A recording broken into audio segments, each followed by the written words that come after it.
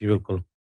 ਅਗਲੀ ਖਬਰ ਵੱਲ ਚਲੀਏ। ਮਾਰਕੋ ਰੂਬੀਓ ਜੋ ਸੈਕਟਰੀ ਆਫ ਸਟੇਟ ਹੈਗੇ ਆ, ਉਹਨਾਂ ਦੀ ਅੱਜ ਸੈਨੇਟ ਦੇ ਸਾਹਮਣੇ ਹੀਅਰਿੰਗ ਚੱਲ ਰਹੀ ਹੈਗੀ ਆ। ਉਹਦੇ ਵਿੱਚ ਉਹਨਾਂ ਨੇ ਇਹ ਕਿਹਾ ਵੀ ਵੈਨਜ਼ੂਏਲਾ ਦੇ ਮਾਮਲੇ ਦੇ ਵਿੱਚ ਸਾਰੇ ਕੁਐਸਚਨ ਉਹਨਾਂ ਨੂੰ ਪੁੱਛੇ ਜਾ ਰਹੇ ਆ। ਕਹਿੰਦੇ ਵੀ ਵੈਨਜ਼ੂਏਲਾ ਦੇ ਮਾਮਲੇ 'ਚ ਕਾਫੀ ਵਧੀਆ ਤੇ ਡੀਸੈਂਟ ਪ੍ਰੋਗਰੈਸ ਜੋ ਆ, ਉਹ ਹੋ ਰਹੀ ਹੈਗੀ ਆ। ਟਰੰਪ ਐਡਮਿਨਿਸਟ੍ਰੇਸ਼ਨ ਨੇ ਜਦੋਂ ਮਿਲਟਰੀ ਆਪਰੇਸ਼ਨ ਕੀਤਾ ਸੀ ਤੇ ਉਸ ਟਾਈਮ ਦੇ ਉੱਤੇ ਉੱਥੇ ਦੇ ਪ੍ਰੈਜ਼ੀਡੈਂਟ ਨਿਕੋਲਸ ਮਦੂਰੋ ਨੂੰ ਆਪਣੇ ਹੀ ਜਿਹੜੀ ਮਿਲਟਰੀ ਆ ਉਹ ਉੱਥੋਂ ਚੱਕ ਲਿਆਈ ਸੀ, ਕਿਉਂਕਿ ਉਹ ਲੋੜੀਂਦਾ ਸੀ, ਉਹਦੇ ਸਿਰ ਤੇ ਨਾਮ ਰੱਖਿਆ ਸੀ ਡਰੱਗ ਭੇਜਣ ਦੇ ਮਾਮਲੇ ਦੇ ਵਿੱਚ।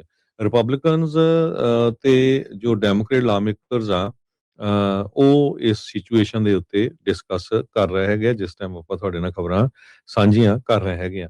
ਰੂਬੀ ਹੁਣ ਉਹਨੇ ਇਹ ਕਿਹਾ ਹੈ ਵੀ ਸੈਨੇਟ ਫੋਰਨ ਰਿਲੇਸ਼ਨ ਕਮੇਟੀ ਜੋ ਹੈਗੀ ਆ, ਉਹ major US national security threat ਆ ਇਨ ਇਟਸ ਓਨ ਹੈਮੀਸਫੀਅਰ।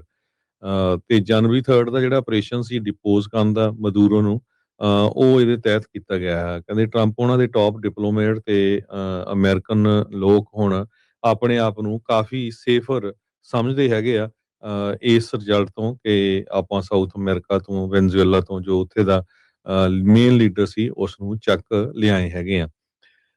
ਕਹਿੰਦੇ ਵੀ ਜੋ ਕੁਝ ਉੱਥੇ ਹੋਊਗਾ ਆਪਾਂ ਉਹ ਮੁਲਕ ਨੂੰ ਇੱਕ ਤਰ੍ਹਾਂ ਦੇ ਨਾਲ ਬਿਲਡ ਕਰਨ ਦੀ ਵੀ ਕੋਸ਼ਿਸ਼ ਕਰਾਂਗੇ, ਪਰ ਓਵਰਨਾਈਟ ਨਹੀਂ ਹੋਊਗਾ, ਕਾਫੀ ਸਮਾਂ ਲੱਗੂਗਾ। ਤੇ ਕਹਿੰਦੇ ਵੀ ਪ੍ਰੋਗਰੈਸ ਵਧੀਆ ਚੱਲ ਰਹੀ ਹੈਗੀ ਆ ਵੈਨਜ਼ੂਏਲਾ ਦੇ ਵਿੱਚ। ਕਹਿੰਦੇ ਵੀ ਅਸੀਂ ਬੈਟਰ ਆਫ ਹਾਂ today than we are 4 weeks ago. ਤੇ 3 ਮਹੀਨੇ 6 ਮਹੀਨਿਆਂ ਦੇ ਵਿੱਚ ਕਾਫੀ ਕੁਛ ਜੋ ਆ ਉਹ ਚੇਂਜ ਹੋ ਜਾਊਗਾ। ਫਲੋਰੀਡਾ ਦੇ ਸਾਬਕਾ ਸੈਨੇਟਰ ਨੇ ਵੈਨਜ਼ੂਏਲਾ ਦੇ ਸੰਬੰਧ ਦੇ ਵਿੱਚ ਕਿਹਾ ਵੀ ਜੋ ਇੰਟਰਮ ਲੀਡਰ ਆ ਵੈਨਜ਼ੂਏਲਾ ਦੇ, ਉਹ ਕੋਆਪਰੇਟ ਕਰ ਰਹੇ ਹੈਗੇ ਆ ਤੇ ਅਸੀਂ ਬਹੁਤ ਜਲਦੀ ਜਿਹੜੇ ਬੈਨੀਫਿਟਸ ਹੋਣਗੇ ਉਹ ਦੇਖਣੇ ਸ਼ੁਰੂ ਕਰ ਦੇਵਾਂਗੇ।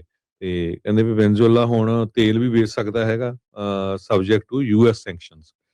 ਵੀ ਕਿਹੜੇ-ਕਿਹੜੇ ਮੁਲਕਾਂ ਨੂੰ ਵੇਚ ਸਕਦਾ, ਕਿਹੜਿਆਂ ਨੂੰ ਨਹੀਂ ਵੇਚ ਸਕਦਾ। ਆਪਾਂ ਨੂੰ ਪਤਾ ਹੈ ਪਿਛਲੇ ਸਮੇਂ 'ਚ ਆਪਾਂ ਤੁਹਾਡੇ ਨਾਲ ਡਿਸਕਸ ਕੀਤਾ ਸੀ ਵੀ ਵੈਨਜ਼ੂਏਲਾ ਚਾਈਨਾ ਨੂੰ ਤੇ ਕਿਊਬਾ ਨੂੰ ਜਿਹੜਾ ਤੇ ਈਰਾਨ ਨੂੰ ਵੀ ਜਿਹੜਾ ਤੇਲ ਭੇਜਦਾ ਸੀਗਾ। ਕਹਿੰਦੇ ਵੀ ਜਿਹੜੀ ਆਇਲ ਸੇਲਸ ਆ, ਤੇਲ ਦੀਆਂ ਜਿਹੜੀਆਂ ਸੇਲਸ ਹੋਊਗੀਆਂ, ਉਹ ਇੱਕ ਅਕਾਊਂਟ ਦੇ ਵਿੱਚ ਸੈਟਅਪ ਕੀਤੀਆਂ ਜਾਊਗੀਆਂ, ਡਿਪੋਜ਼ਿਟ ਕੀਤੀਆਂ ਜਾਊਗੀਆਂ, ਜਿਸ ਨੂੰ ਯੂਐਸ ਟ੍ਰੈਜਰੀ ਜੋ ਆ ਉਹ ਕੰਟਰੋਲ ਕਰੂਗਾ। ਤੇ ਵਾਸ਼ਿੰਗਟਨ ਦੇ ਵਿੱਚ ਅਪਰੂਵਲ ਤੋਂ ਬਾਅਦ ਉਹਨਾਂ ਨੂੰ ਪੈਸੇ ਦਿੱਤੇ ਜਾਊਗੇ। ਮੰਥਲੀ ਬਜਟ ਜੋ ਆ ਉਹ ਵੈਨਜ਼ੂਏਲਾ ਅਥਾਰਟੀਜ਼ ਨੂੰ ਸਬਮਿਟ ਕੀਤਾ ਜਾਊਗਾ।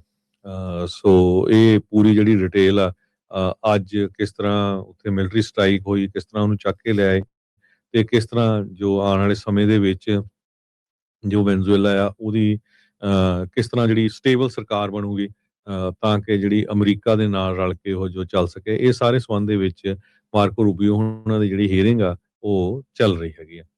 ਜੀ।